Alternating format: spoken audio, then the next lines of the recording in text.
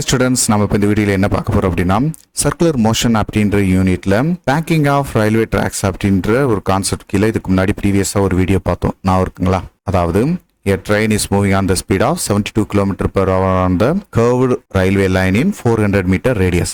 A spring balance loaded with the block of weight 5 kg suspended from the roof of the train. What would be the reading of the balance அப்படின்னு நம்ம பார்த்தோம் இல்லையா? அந்த spring பேலன்ஸ்க்கான tension value நம்ம இதில் calculate பண்ணோம்.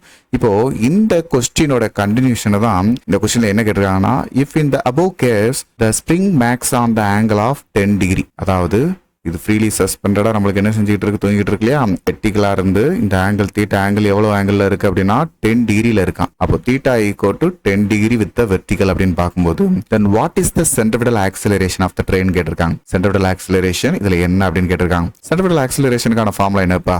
v squared by r. G value 10 metre per second inverse square எடுத்துக்கிட்டு சொல்லியிருக்காங்க. அதனால G equal to 10 metre per second inverse square. Okay, இங்க நம்மளுக்கு tan theta equal to v squared by rg அப்படின்ற இந்த ஃபார்முலா தெரியும் இல்லைங்களாப்பா?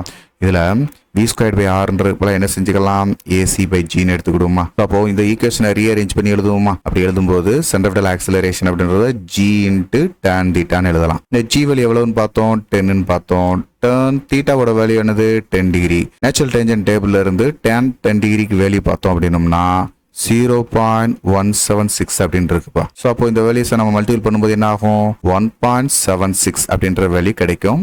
ஸோ இதுதான் இந்த இடத்துல இருக்கக்கூடிய சென்ட்ரிபிட்டல் ஆக்சிலரேஷன். அதாவது டுவார்ட்ஸ் சென்டர் நோக்கி ஆக்ட் பண்ணக்கூடிய சென்ட்ரிபிட்டல் ஃபோர்ஸை வச்சு நம்ம என்ன செய்ய முடியும், இதை ரிசால்வ் பண்ண முடியும். இந்த வெர்டிகலா இருக்கக்கூடிய இந்த இடத்துல இருந்து தீட்டா ஆங்கிள் இருக்கக்கூடிய, அதாவது 10 டிகிரியில இருக்கக்கூடிய இந்த வேல்யூல இருந்து நம்மளால என்ன செய்ய முடியும், சென்ட்ரிபிட்டல் ஆக்சிலரேஷன் கண்டுபிடிக்க முடியும். சரிங்களாப்பா? ஸோ இந்த மாதிரி கொஸ்டின்ஸ்லாம் நம்மளுக்கு காம்படிட்டிவ் எக்ஸாம்ல கேட்கறதுக்கு சான்சஸ் இருக்கு. ஸோ தொடர்ந்து இதே மாதிரி நெக்ஸ்ட் ஒரு ப்ராப்ளத்தில் பார்க்கலாம். தேங்க்யூ. இந்த வீடியோ உங்க எல்லாருக்கும் பயனுள்ளதா இருக்கும்னு நான் நம்புறேன். உங்களுக்கு இது ரொம்ப ஈஸியா இருந்துச்சு அப்படின்னா மறக்காம லைக் பண்ணுங்க. நம்ம மிஸ்டர் பிசிக்ஸ் சேனலை சப்ஸ்கிரைப் பண்ணுங்க. உங்களுடைய நண்பர்களுக்கும் ஷேர் பண்ணுங்க.